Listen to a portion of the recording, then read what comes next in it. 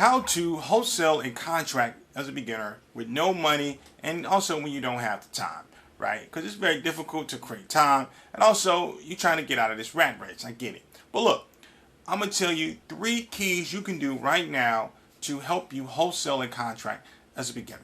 Now, before we get into it, hit that subscribe button to get wonderful content just like this. Without further ado, the first thing you got to realize is that you got to first have your wholesale contract in place. So you're going to need a wholesale template contract.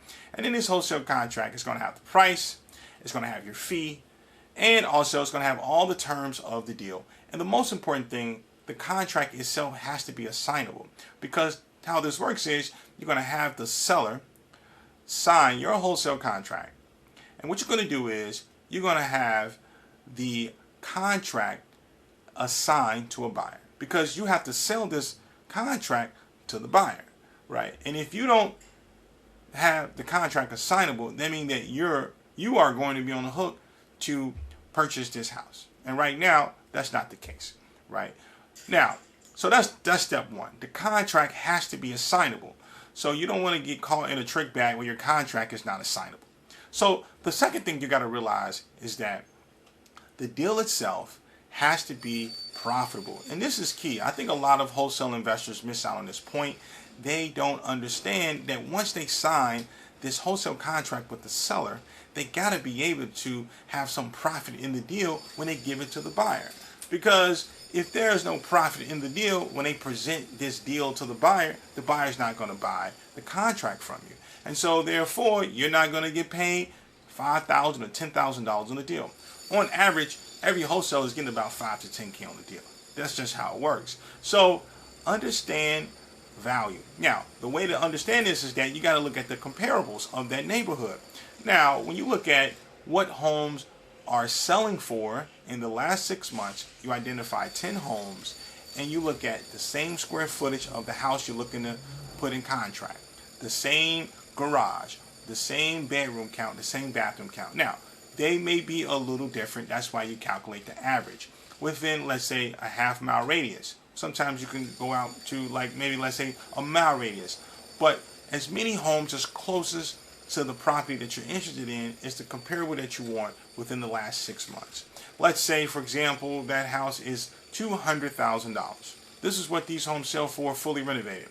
So now that you know that, what do you think the price is going to be that you're going to strike with the seller of this house? Well, there's a little caveat here. We got to figure out what is the cost of construction. Now, this is where your negotiation skills got to come into play. The seller knows that the house needs some work. So the seller already knows that they can't command $200,000. So they know they got to sell it at a discount. They know they're not going to get full value for the house, because if they did, they wouldn't try to wholesale the contract, or they wouldn't try to sell the deal to an investor.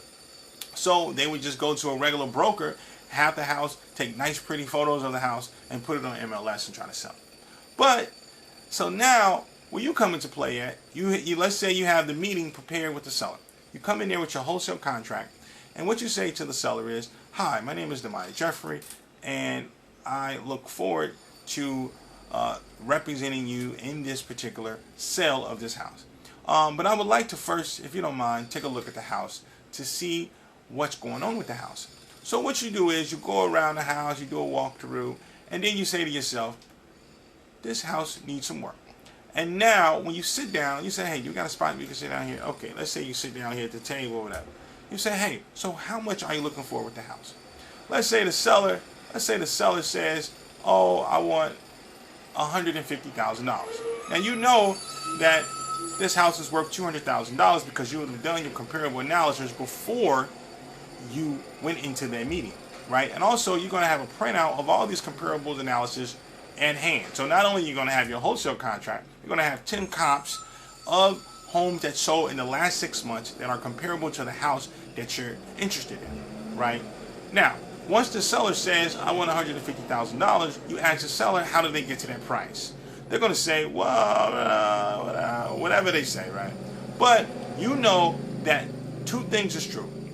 Number one, the buyer who you're going to buy the deal from wants at least a 20 to 25% profit in the deal. So let's just say that's 25%. 25% is, in this case, is $50,000. So you subtract 50,000 from 200,000, right? That gives you $150,000. Hope you can stay with me. That's what So just try to just stay along with me. So that's $150,000, $25,000, $50,000 for the profit. Now you have to make some mental notes in terms of what you think the construction is going to be. Now, I would not suggest looking for homes as a wholesaler whereby the electricity is not working, the plumbing is not working, the roof is not working, and also the house is wobbling, right? You want a house that's in relatively good shape, right? But needs some updating, right? So let's say you think the house is going to need, let's say, $25,000 worth of work. $25,000 worth of work. So now you're going to subtract. So now we know two things are true. It's $50,000 for profit, $25,000 for rehab.